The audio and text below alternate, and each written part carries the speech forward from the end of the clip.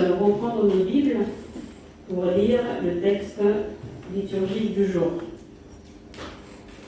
Nous avons choisi le texte de Matthieu au chapitre 24, verset 14 et ensuite le verset 28. Matthieu chapitre 24, le verset 14 et ensuite le verset 28. Si nous y sommes, la lecture est comme suit. Nous lisons au nom du Père, du Fils et du Saint-Esprit. Cette bonne nouvelle du royaume sera prêchée dans le monde entier pour servir de témoignage à toutes les nations. Alors viendra la fin. Au verset 28, il est dit: en quelque lieu que soit le cadavre, là s'assembleront les aigles. Au nom du Père, du Fils et du Saint-Esprit. Amen. Amen. Prions. Au nom du Père, du Fils et du Saint-Esprit, Papa Simon Kimbangu Kiangani, notre Dieu, avant tout, je te remercie de nous avoir préservés jusqu'à ce moment. Papa, j'ai été choisi pour pouvoir faire l'enseignement du jour. Je ne suis pas digne. Car si nous regardons rétrospectivement, toi, notre Dieu, depuis ton saint royaume, quand tu avais décidé de récupérer l'homme que tu avais fait, tu avais envoyé les prophètes. Ceux-là même avaient obéi scrupuleusement à tes ordres.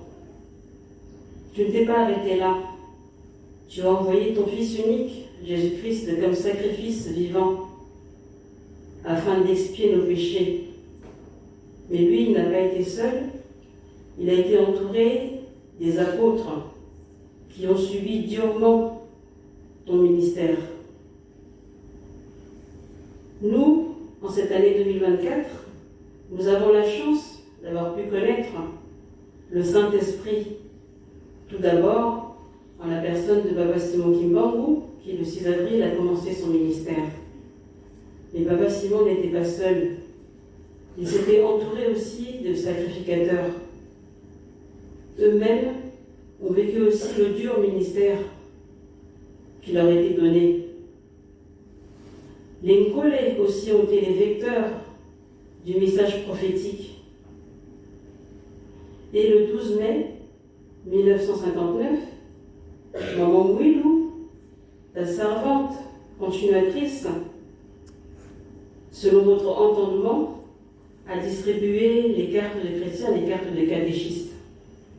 Aujourd'hui, Papa Simon Kimbangu Kiangani, ton église est entourée d'ecclésiastiques en tout genre, depuis les Kengi, les Longi, les Selo et les pasteurs. Papa, moi je ne suis qu'une pauvre enfant devant toi. Je ne suis pas digne à cause de mes manquements et de mes faiblesses. Je te demande que tu puisses m'assister, que tu puisses me donner l'intelligence et que tu puisses me guider. Papa, tes enfants sont assis devant moi. Ils sont en train de m'écouter. Ne permets pas que une seule de mes paroles puisse les choquer, qu'un seul de mes mots puisse porter atteinte à leurs croyances. Papa, tes enfants sont en train de me regarder. Ne permets pas qu'un seul de mes gestes puisse les choquer. Je te demande que toi, mon Dieu, tu puisses mettre les mots dans ma bouche, afin que tout ce que je dirai puisse construire et non détruire. Je te demande tout ceci au nom du Père, du Fils et du Saint-Esprit. Amen. Au nom du Père, du Fils et du Saint-Esprit, pour ceux qui sont arrivés un peu plus tard, nous avons commencé notre lecture dans le livre des Psaumes. Et ensuite, nous avons enchaîné dans le livre d'Exode.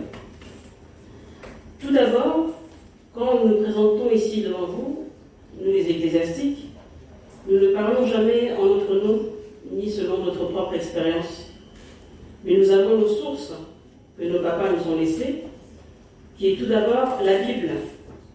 Car le 2 janvier 1992, quand papa Diagenda allait partir, nous laisser physiquement, il nous avait laissé un espèce de testament oral. Et il nous avait dit, je vous laisse la Bible comme héritage.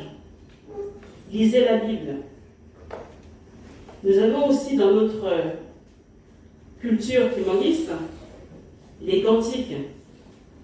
Les cantiques aussi sont nos références, car nous avons la chance d'avoir des chants qui sont inspirés, donc qui ne sont pas composés comme dans d'autres confessions religieuses, mais nos chants sont inspirés divinement. Nous avons aussi comme référence les paroles prophétiques, tout d'abord de Papa Simon Kimbangu en 1921, mais nous avons aussi toutes les paroles prophétiques, les enseignements, les exhortations de nos trois papas, et ainsi que de sa divinité, Papa Simon Kimbangu Kiangani, et de ses conseillers, notamment Papa André Benza. Et pour finir, nous avons aussi comme référence tous les témoignages sur le ministère de nos trois papas. Quand nous venons à l'église, nous avons deux objectifs. Tout d'abord, c'est prier. Papa Simon Kimbangu Kiangani, lors d'une de ses exhortations, a dit « Nous prions pour nous rapprocher de Dieu ». La deuxième chose pour laquelle nous venons ici, c'est pour faire le travail de Dieu, pour construire l'œuvre du Saint-Esprit. Comment? Par nos dons, par nos cotisations, mais pas que. Aussi par le travail que nous faisons physiquement aujourd'hui. Les choristes ont chanté, la Faki a chanté, les surveillants sont là, les protocoles sont là. Donc chacun, depuis que nous sommes venus ici, nous avons effectué un travail nécessaire. Si nous venons aussi à l'église le dimanche, c'est pour écouter l'enseignement. On m'a déjà posé la question, mais Clémence, pourquoi tu vas à l'église le dimanche? Tu peux très bien prier à la maison, tu restes chez toi, tu lis ta Bible, tu as prié, c'est pareil. Non, ce n'est pas pareil. Car encore dans l'Exode, on nous dit, il faut consacrer cette journée dominicale à Dieu. Mais pour la consacrer, on ne peut pas la consacrer à la maison, il faut la consacrer ici, dans un lieu de culte, dans le lieu où notre Dieu est. Nous venons pour écouter ce qu'il dit, pour voir de nos propres yeux, pour apprendre de manière collégiale. Parce que celui qui vient à l'église, il écoute, il entend, il comprend. Mais si nous sommes à la maison et qu'on nous fait juste le compte-rendu, ah bon, aujourd'hui on avait parlé de ci, on avait parlé de ça, ça n'a pas le même impact, ça n'a pas la même puissance. Donc, comme je vous le disais, nous avons lu dans le psaume 23, au verset 1 jusqu'à 4. Ce psaume, je l'ai choisi car c'est un psaume qui m'interpelle beaucoup. Quelquefois, quand je regarde un film quelconque, et qu'il y a dans le scénario, il y a eu un mort, donc il y a le curé ou le prêtre qui est là pour faire la dernière cérémonie pour le défunt. Souvent, ils lisent le psaume 23. L'Éternel est mon berger, je ne manquerai de rien, toujours. Vous ferez l'analyse, si vous regardez un film, vous verrez chez les catholiques, les protestants, ils lisent toujours ce psaume, le psaume 23, l'Éternel est mon berger, je ne manquerai de rien. Mais je me suis posé la question, mais pourquoi lire ce psaume pour un défunt? Quel est l'intérêt? Et d'ailleurs, le roi Salomon, si nous lisons dans Ecclésiaste 9, au verset 5, il nous dit « Les vivants, en effet, savent qu'ils vont mourir, mais les morts ne savent rien. Il n'y a pour eux plus de salaire, puisque leur mémoire est oubliée. » Donc ce psaume est bien adressé à nous, les vivants. Ce psaume est un psaume du registre du roi David. Comme nous savons, le roi David était ce qu'on peut appeler aujourd'hui un Mozunzengo, un inspiré.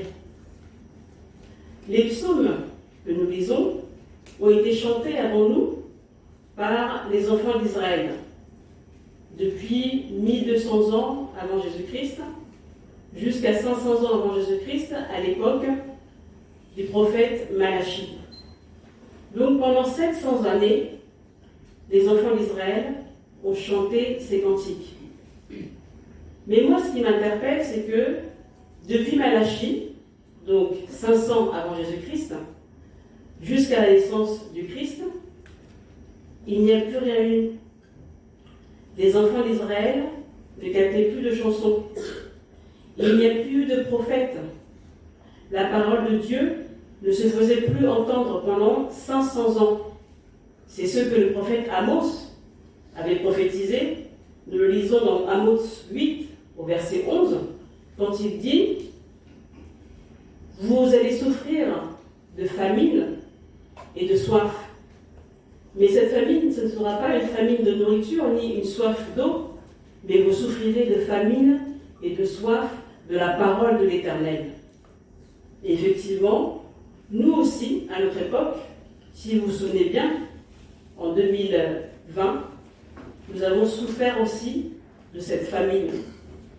Durant le confinement, du 17 mars jusqu'au 16 août, sa divinité, Papa Simon Kimbangu Kiangani, ne se faisait plus voir. Papa Simon Kimbangu Kiangani s'était confiné pendant 5 longs mois, depuis le 17 mars, commémoration de la transfiguration de Papa Kisolokele. Souvenez-vous de la chanson de Jétéki, Sanza Mitano.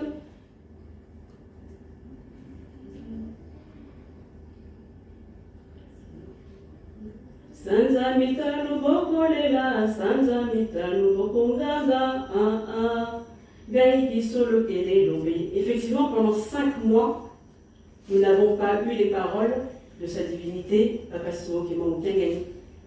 Et souvenez-vous dans quel état nous étions. Car nous, Kimbanguistes, nous avons la chance de vivre avec notre Dieu. Au moindre problème, nous savons que nous pouvons appeler Kamba. À la moindre difficulté, nous savons que nous pouvons appeler Kamba. Mais là, pendant ces 5 mois, nous étions désœuvrés. Alors imaginez les enfants d'Israël qui, pendant 500 ans, n'avaient plus entendu la parole de l'Éternel. Donc ce psaume s'adresse bien à nous qui sommes vivants. C'est un psaume, un cantique de louange, où le roi David loue l'Éternel, car il dit « L'Éternel est mon berger, et je ne manquerai de rien ». C'est vrai que nous, les Kimbanguistes, nous avons ce sentiment. Papa Simon Kimbangu Kiangani, sa divinité, il est notre berger, il est notre protecteur. De quoi pouvons-nous avoir peur?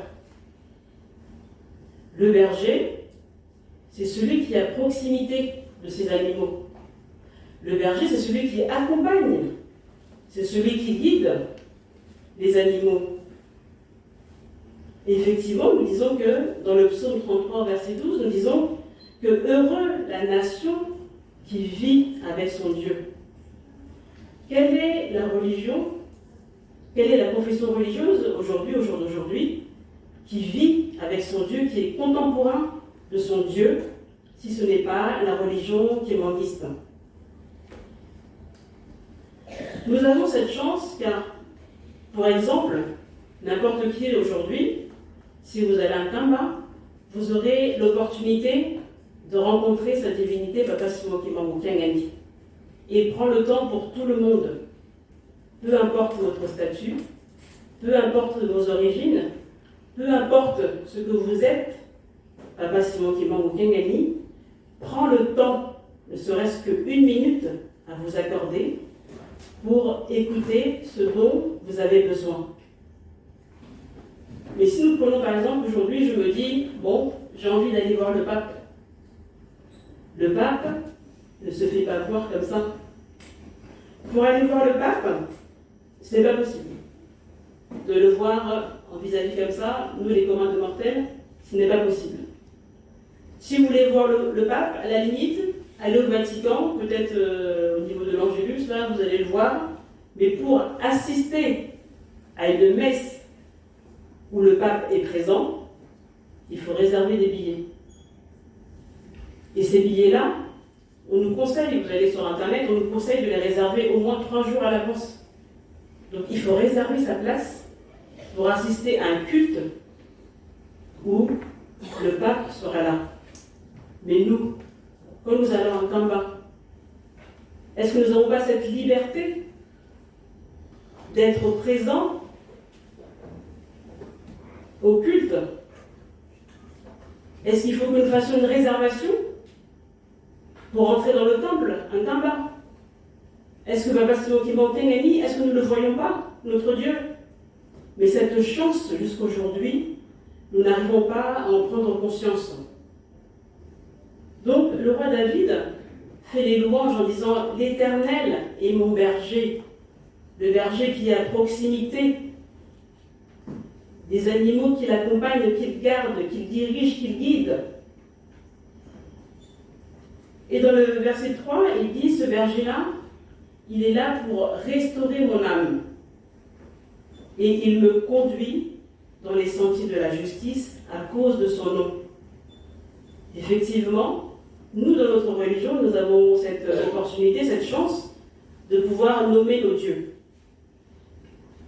À l'époque, ou dans d'autres religions, pour parler aujourd'hui, on va dire Yahvé, on va dire l'Éternel, on va dire Jéhovah, on va dire Allah. Mais nous, nos dieux se nomment. Ils ont un nom. Papa Kisolokele, Papa Yalungana, Papa Yagena Konsima, sa divinité, Papa Simon Kimbangu, Kiangani. Ils nous conduisent dans les sentiers de la justice à cause de leur nom. Papa Kisolokele, nos 3 papas nous ont laissé des recommandations. Papa Kisolokele disait toujours « Je vous ai jeté un filet de récupération ». Quand on nous jette un filet de récupération, c'est que nous sommes en train de nous noyer, nous sommes en train de nous perdre, nous sommes en train de mourir. Mais lui, il nous dit, je vous ai jeté le filet de récupération.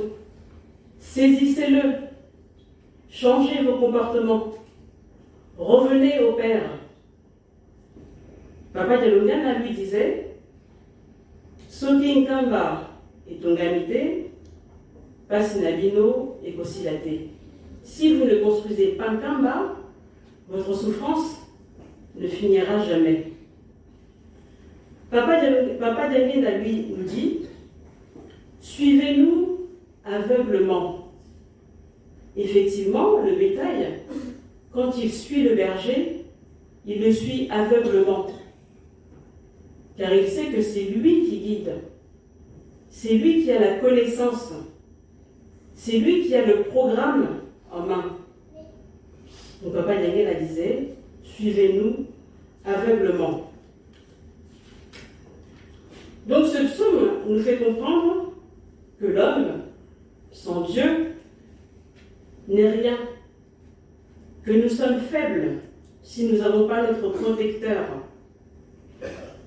Et à ce sujet, la Koripi, je pense que c'est la Koripi, a chanté « Kimbangu, le roi des rois, tu es notre sauveur ». Effectivement, Kimbangu est le roi des rois, il est notre berger et il est notre sauveur. Ce psaume est un psaume qui nous dit de mettre nos inquiétudes et nos angoisses de côté. C'est vrai que quand nous sommes humains, nous avons toujours des inquiétudes, ça ne peut pas manquer. Les angoisses aussi ne peuvent pas manquer pour diverses raisons. Et d'ailleurs, Jésus-Christ lui-même, malgré qu'il était 100% Dieu, avait vécu de l'angoisse. Nous le lisons dans Marc 14, versets 33 à 34. où on nous dit que le Christ avait de l'angoisse. Il avait de l'angoisse et de la peur. Pourquoi? Déjà, il était triste de la mort de son ami Lazare. Il était triste, il était angoissé, il avait la peur aussi quand il avait été trahi par Judas, un de ses apôtres. Il était angoissé et triste quand l'heure de sa mort allait arriver. Et pourtant, il était Dieu. Mais aujourd'hui, sa divinité, Papa Simon Kimon Kangani, nous dit « Soyez posés. Soyez posés comme moi je suis posé. »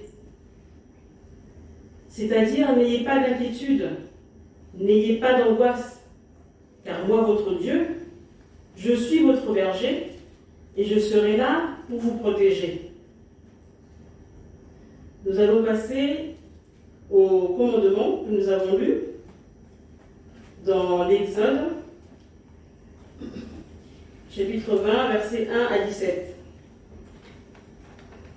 L'Exode signifie le déplacement d'un peuple, d'une population, d'un point A à un point B. C'est ce que signifie l'Exode. C'est le déplacement d'une population. Effectivement, du temps des enfants d'Israël, plus de 600 000 personnes qui ont été recensées, mais dans les 600 000, on avait compté que les hommes en âge de pouvoir se battre. Donc si nous comptons à peu près une famille de 5 personnes en moyenne, c'est pratiquement plus de 3 millions de personnes qui, à cette époque-là, avaient dû sortir d'Israël. Moïse, par les injonctions de Dieu, avait fait sortir les enfants d'Israël et leur avait donné les 10 commandements. Et quand ils sont arrivés à côté du mont Sinaï et qu'ils ont eu les commandements, Moïse avait demandé à 12 personnes d'aller en éclaireur pour aller voir la terre promise. Et ces 12 hommes sont allés, effectivement, ils ont mis 40 jours, aller-retour. Et quand ils sont arrivés, il y a eu une dissidence qui s'est formée entre eux. Il y en a 10 qui ont dit, oui, effectivement, nous avons vu ce pays-là, mais il est très beau, hein. Il y a tout ce dont on a besoin. Mais seulement les personnes qui sont là-bas, les personnes qu'on a rencontrées, c'est des grands, ils sont vaillants, ils sont costauds. Si nous nous battons contre eux, mais c'est sûr que nous allons perdre la bataille. Mais 2 d'entre eux, Josué et Caleb, ont dit, mais non, souvenez-vous de tout ce que l'Éternel a fait pour nous depuis que nous sommes sortis d'Égypte. Est-ce que nous sommes morts de faim? N'avons-nous pas mangé la manne, la nourriture de l'Éternel? N'avons-nous pas gagné toutes les batailles que nous avons livrées? Donc seuls Josué et Caleb avaient défendu la puissance de l'Éternel. Mais cela avait mis très en colère Dieu. C'est pour cela que parmi les 600 000 recensés, seuls Josué et Caleb étaient entrés dans la terre promise. La loi, c'est Dieu. Et Dieu, c'est la loi. Ce n'est pas moi qui le dis, c'est Papa Dialungana qui disait en Kikongo, Nzambi isiku. Siku inzambi. C'est-à-dire que notre religion, elle ne peut pas marcher seule, mais elle doit toujours marcher avec les commandements. La GTK a chanté Tosa mi beko okozwa eyano. Donc ce qui veut dire que celui qui prie, mais qui ne respecte pas les commandements, n'aura jamais de réponse. Pour aujourd'hui, j'ai choisi le commandement qui dit « Tu ne tueras point ».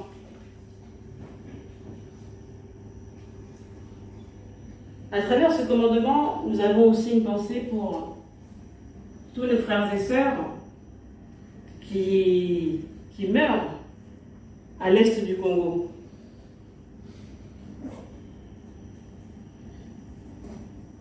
Et d'ailleurs, les dirigeants ont bien chanté cette chanson. Et Nzambi Tata Utosali Soa.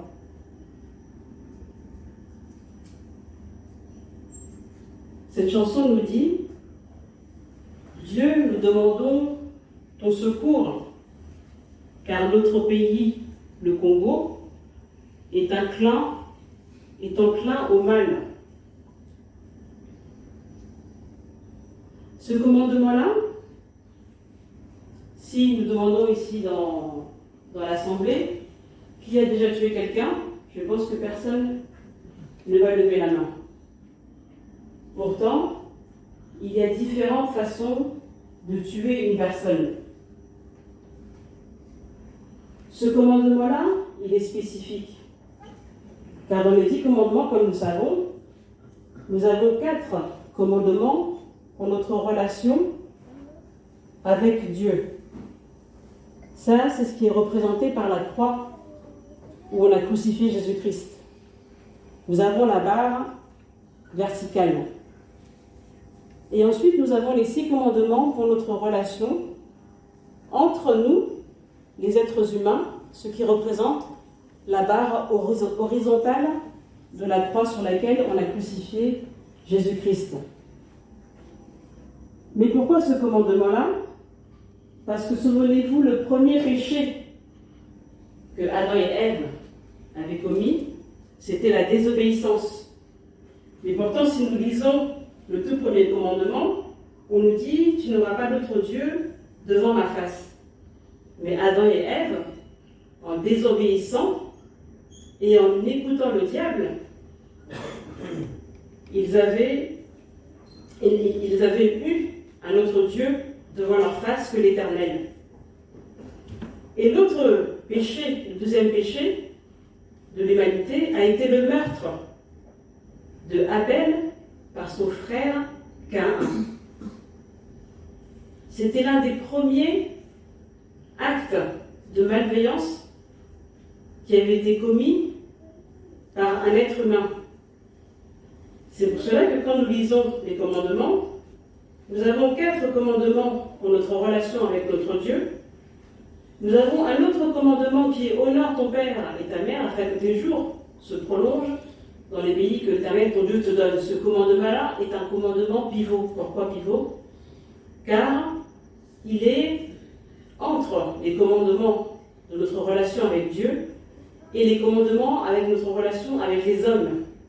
Car nos parents sont nos dieux sur cette terre.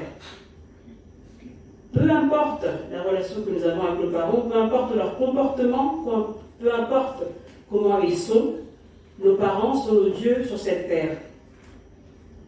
Et après ce commandement, tout de suite après, il y a « Tu ne tueras point ». C'est le commandement qui vient tout de suite après. Donc comme je disais, si on fait un sondage, qui a déjà tué quelqu'un, et tout le monde va dire « Ah non, moi je n'ai jamais tué quelqu'un, ce n'est pas possible ». Mais pourtant ce commandement-là est bien dans Exode.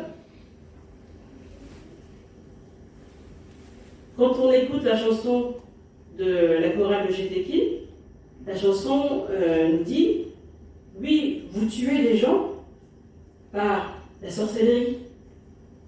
Vous tuez des gens parce que vous voulez un poste particulier.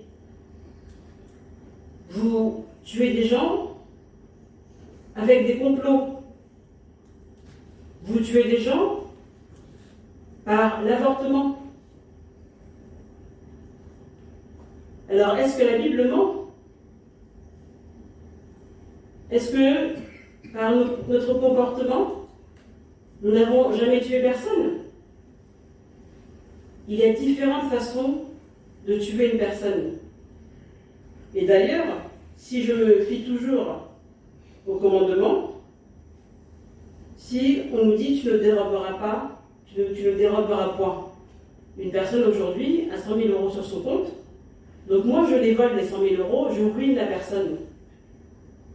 La personne, par angoisse, par inquiétude, par anxiété, elle fait un AVC et elle meurt. Effectivement, moi je ne l'ai pas touchée. Mais la personne est morte. On nous dit tu ne commettras point d'adultère, des crimes passionnels. Est-ce que vous connaissez?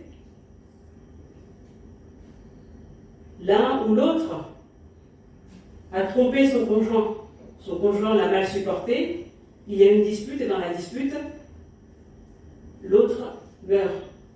Ça existe. La convoitise,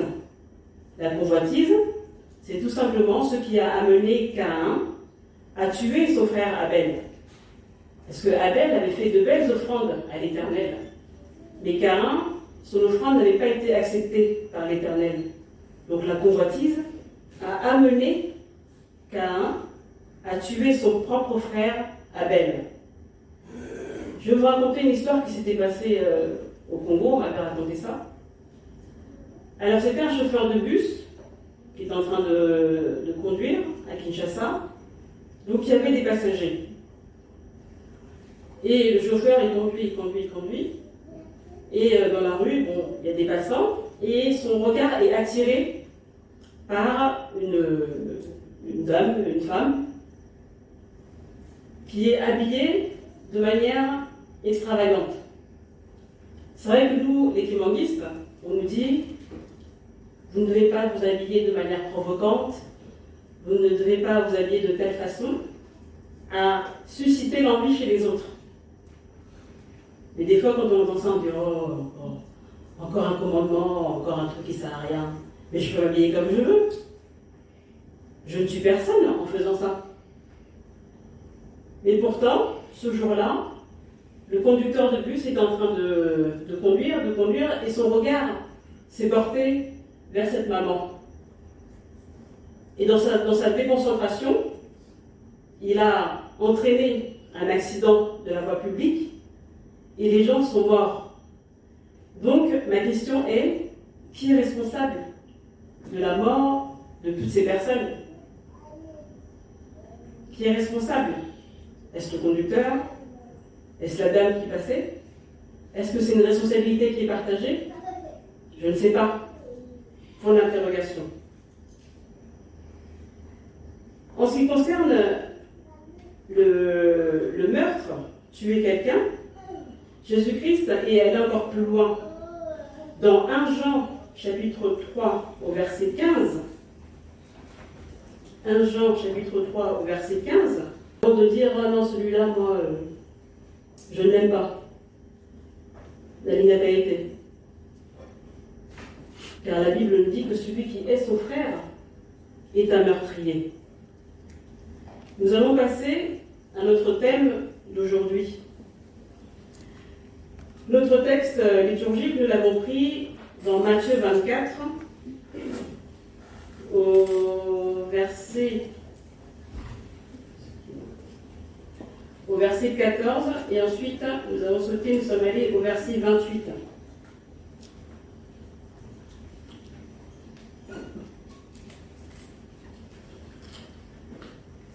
Matthieu, l'apôtre Matthieu, est un juif qui a vécu en Galilée. L'apôtre Matthieu, c'était le 12e des apôtres de Jésus-Christ. Et lui, c'était un publicain, c'était un percepteur d'impôts. Et il était aussi responsable du péage du roi Hérode sous l'administration romaine. Dans ce livre de Matthieu,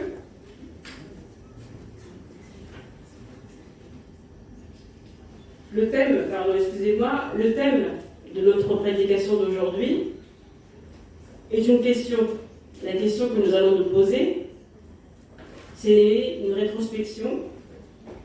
C'est, sommes-nous les adorateurs ou les adversaires du Saint-Esprit?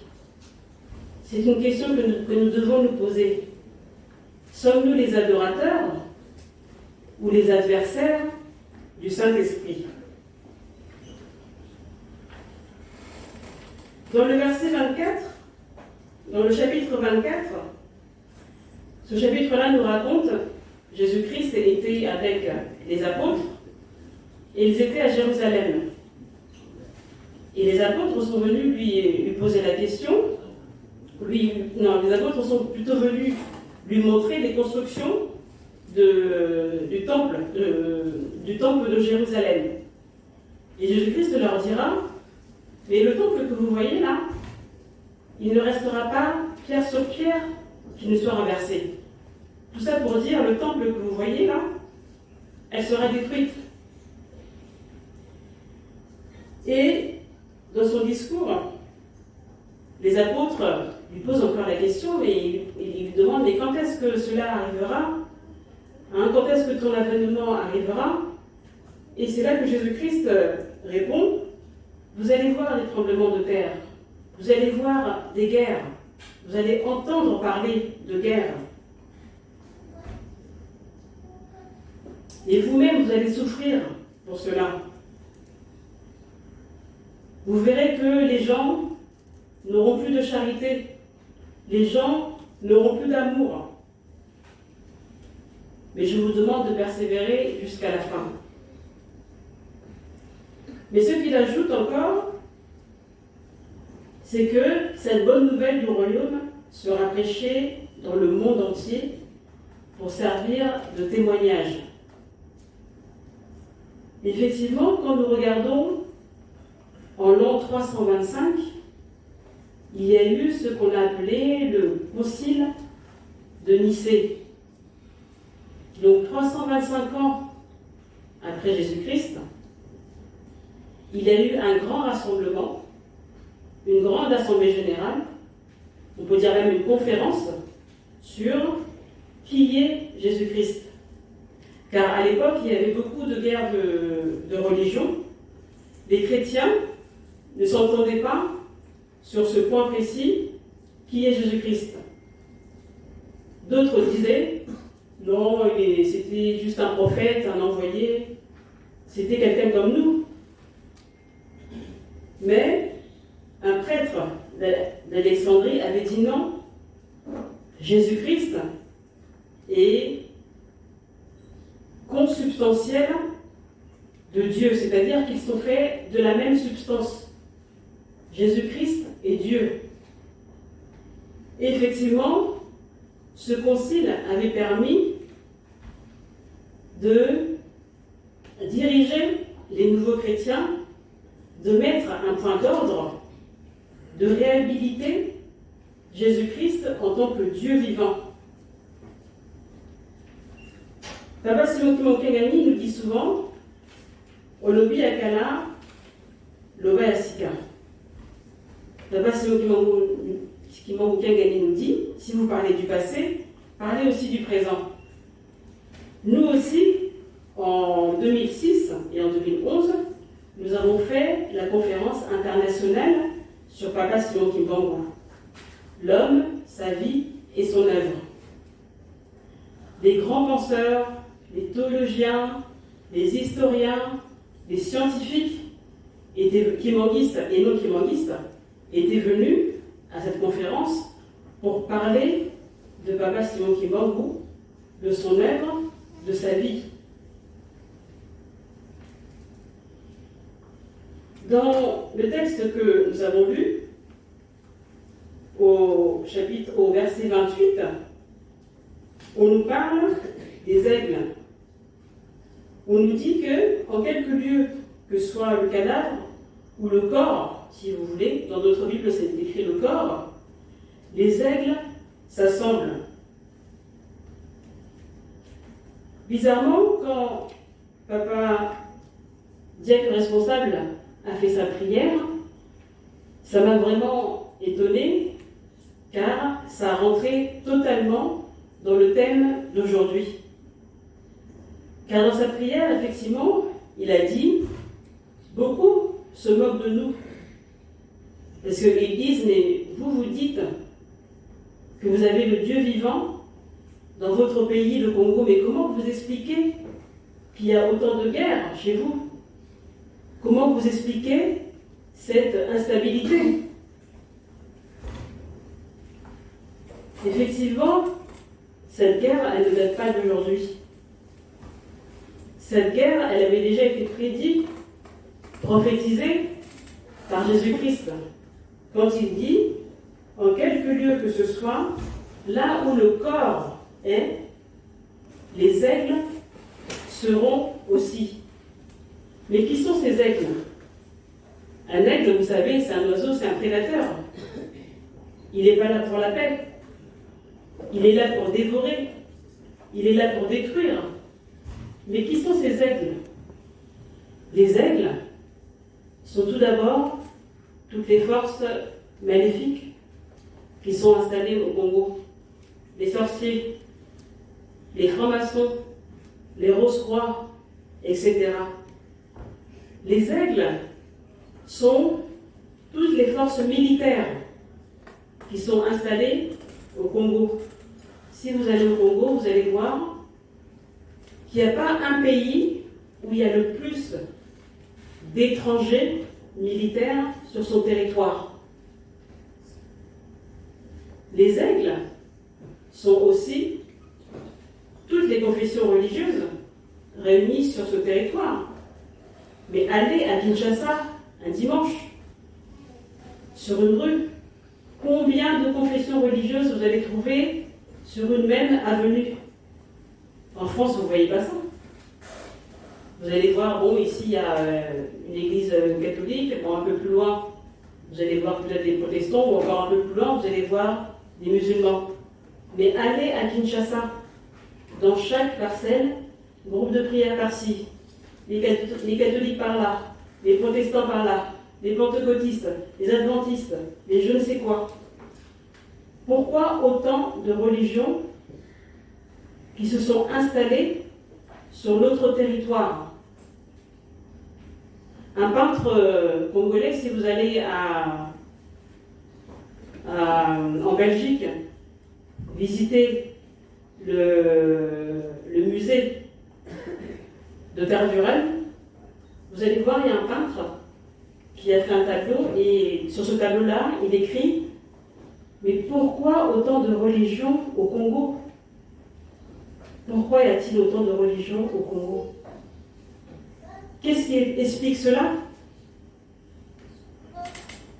Toutes ces personnes-là, que ce soit les sorciers, la diversité des religions qui sont installées, les forces militaires, ce sont là des aigles.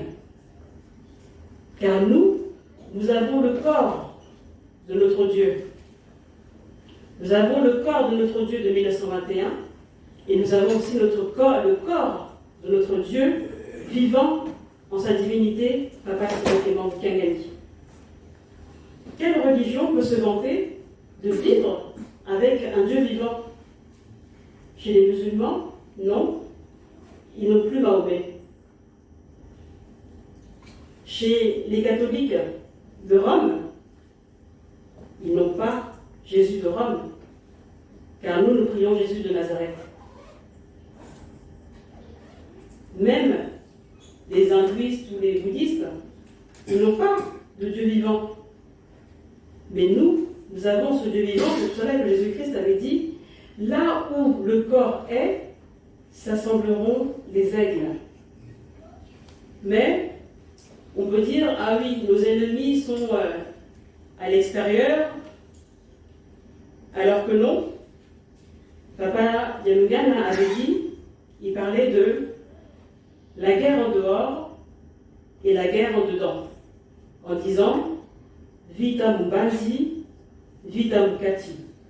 Effectivement, nous avons vu que Papa Simon Kimbangu, en 1921, a été combattu, lui, avec les sacrificateurs et avec les collés.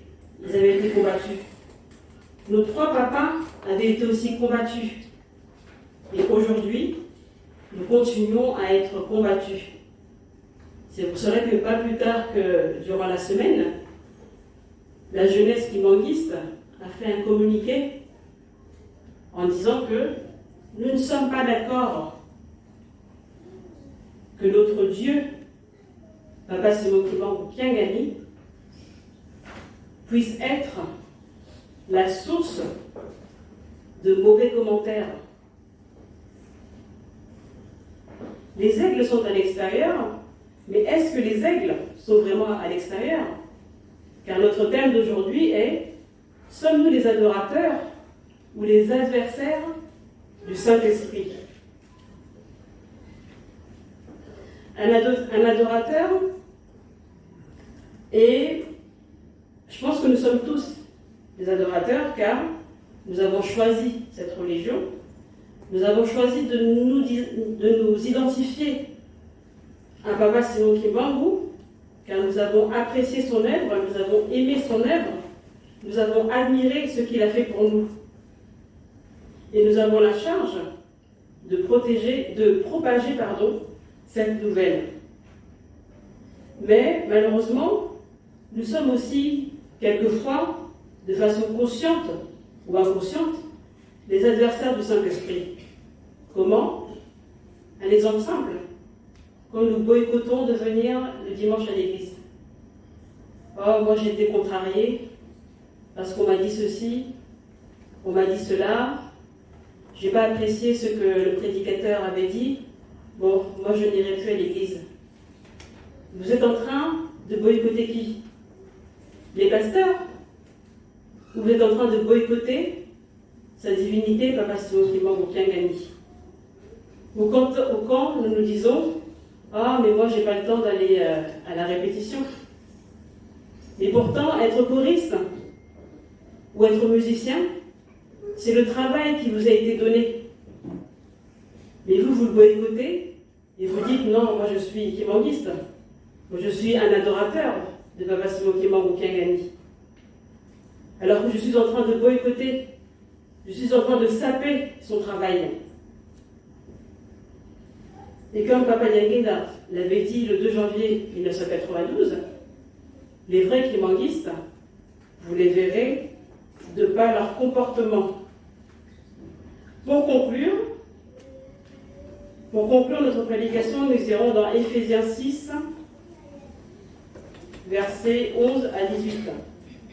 Éphésiens chapitre 6, versets 11 à 18. Ce texte a été écrit par l'apôtre Paul à l'église d'Éphèse. L'apôtre Paul donne des instructions et il donne des conseils sur l'arme spirituelle d'un chrétien. Car tantôt je vous ai dit que nous sommes des adorateurs, certes, mais par moments, nous devenons aussi les adversaires du Saint-Esprit. Et pour ne pas être adversaire du Saint-Esprit, l'apôtre Paul nous suggère d'avoir toujours des armes spirituelles. Quelles sont-ils? Il nous dit: revêtez-vous de toutes les armes de Dieu afin de pouvoir tenir ferme contre les ruses du diable. Car nous n'avons pas à lutter contre la chair et le sang, mais contre les dominations, contre les autorités, contre les princes de ce monde de ténèbres, contre les esprits méchants dans les lieux célestes. C'est pourquoi, prenez toutes les armes de Dieu afin de pouvoir résister quand le mauvais jour, dans le mauvais jour, et de tenir ferme après avoir tout surmonté. Tenez donc ferme, ayez à vos reins la vérité. Revêtez la cuirasse de la justice. Mettez pour chaussure à vos pieds le zèle que donne l'évangile de paix. Prenez par-dessus tout cela, le bouclier de la foi, avec lequel vous pourrez éteindre tous les traits enflammés du malin. Prenez aussi le casque du salut et l'épée de l'Esprit, qui est la parole de Dieu. Faites en tout temps, par l'Esprit, toutes sortes de prières et de supplications. Veillez à cela avec une entière persévérance et priez pour tous les saints. Effectivement, dans le verset 12, on nous dit « Nous n'avons pas à lutter contre la chair et le sang ».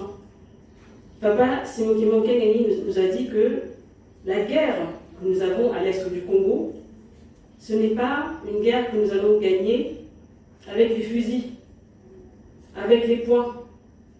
Il a dit que cette guerre, nous allons la gagner avec les prières, en étant persévérants, en ayant la foi, en ayant l'esprit, l'épée de l'esprit. Car on nous dit toujours, Papa Simon Kengeni nous dit toujours que le spirituel doit être élevé en nous et que les préoccupations matérielles doivent redescendre.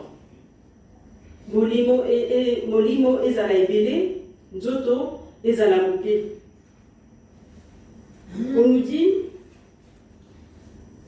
avoir le bouclier de la foi, croire, avoir la vérité dans nos bouches et avoir aussi la justice. J'en ai fini ainsi, au nom du Père, du Fils et du Saint-Esprit. Amen. Prions.